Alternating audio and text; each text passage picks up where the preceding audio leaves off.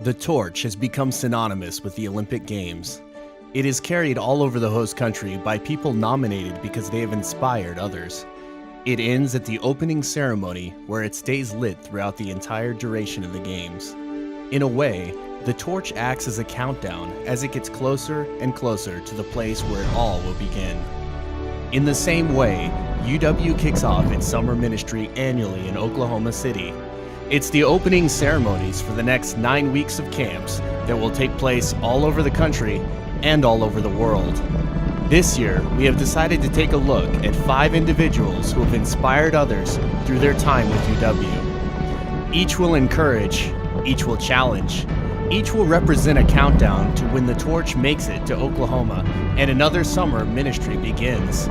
Beyond the Gold 2012.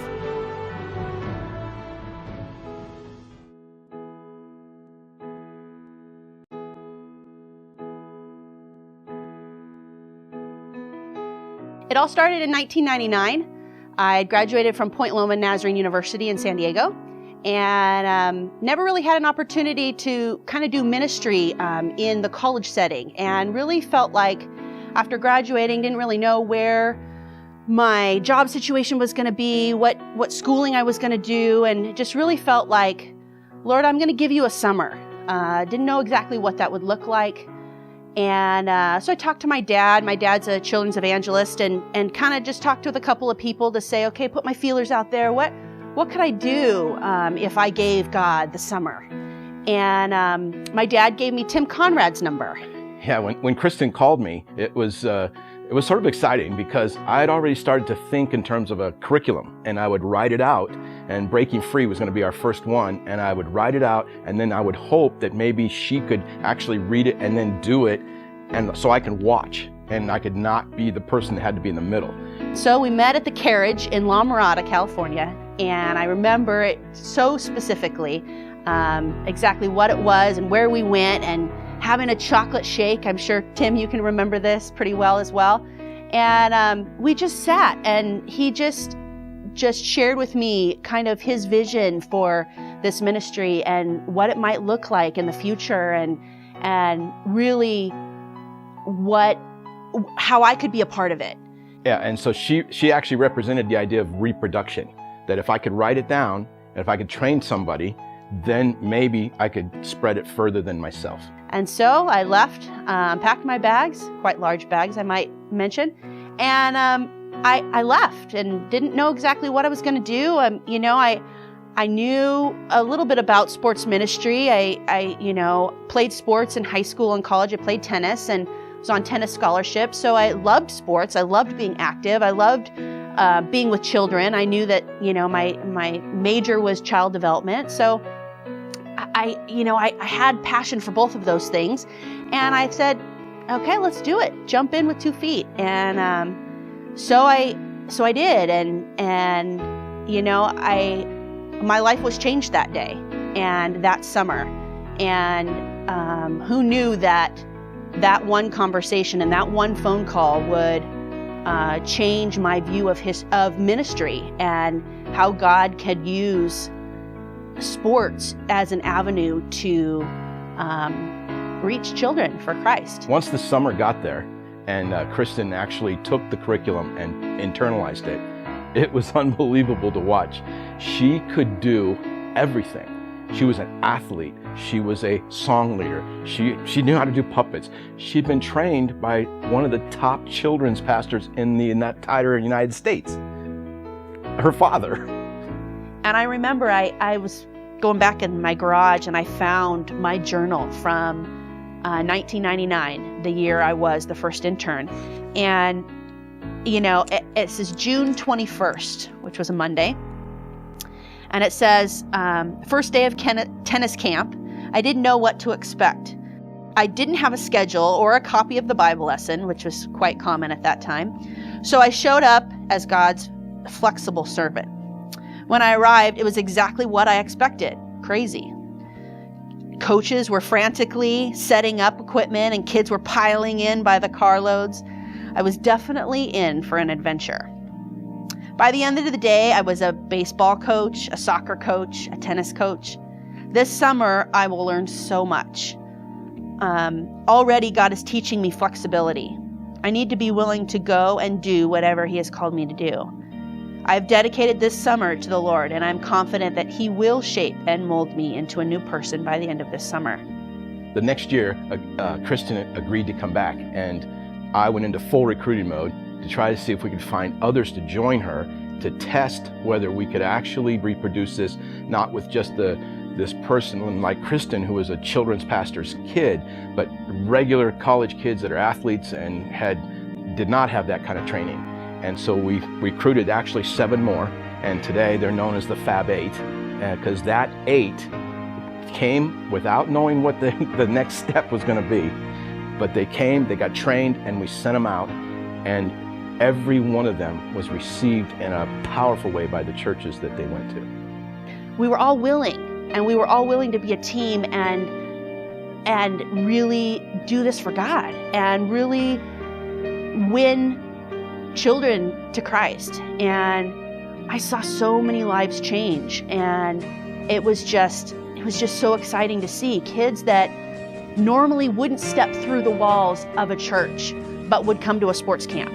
And it was an avenue to really say, come on, let's go play, let's go learn this sport, but then let me also show you Jesus, and let me show you how you can make a decision for Him and change your life for the rest of your life.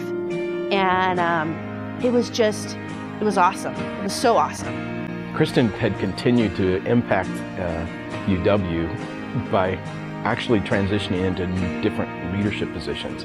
In the early part of her career with us, we had a coach that couldn't be there, and I didn't have another coach to take his place. And up to that point, we had all guy coaches. But Kristen was available, and I said, I think you need to lead this. And she stepped right in, and she took over, and she handled issues, and it proved again to us that God was transforming us into a holistic ministry, not just a soccer coach's ministry. It was a ministry, male, female. Leadership was crucial. And I remember the call from Tim, and he said, Kristen, I want you to kind of step in this more of a leadership role and really lead these interns and take that position. And it was a transition from the intern position to a head coach position, and what that would look like. And now I'm responsible for these interns, and I'm the one driving the minivan, and I'm the one that's contacting the church and doing all of those things. And I remember having a conversation with those interns and just saying, you know what, this is a team effort, and we need to join together.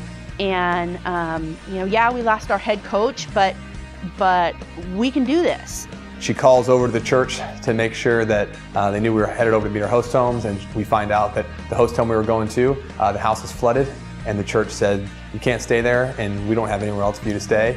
And then at the end of that conversation, and oh, by the way, we only have 5 kids signed up for camp, and we don't think we can do camp. And this is on Saturday. So she's been our head coach for all of about an hour, and she's faced with no host home and a church trying to back out of doing camp.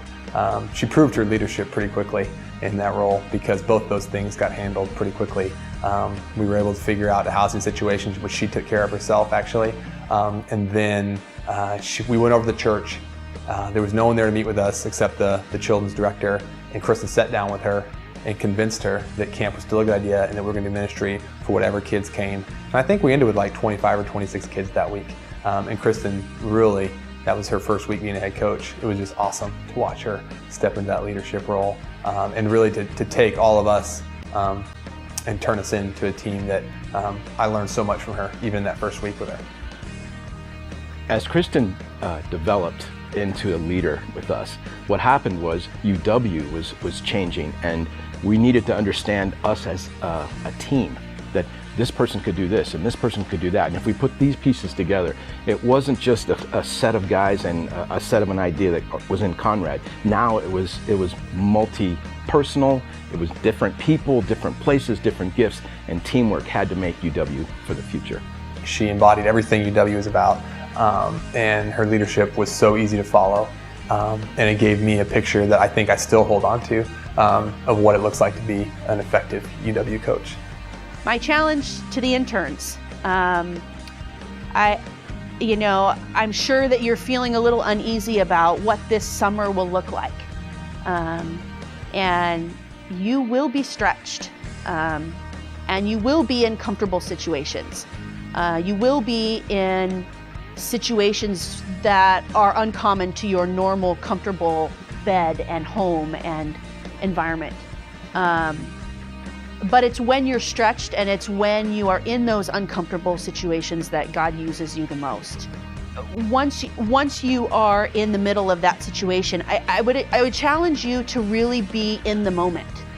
UW isn't just about sports camp. It's about conversations. It's about sharing your heart. It's about car rides. It's about traveling. It's about your host home and the conversations you might have with them.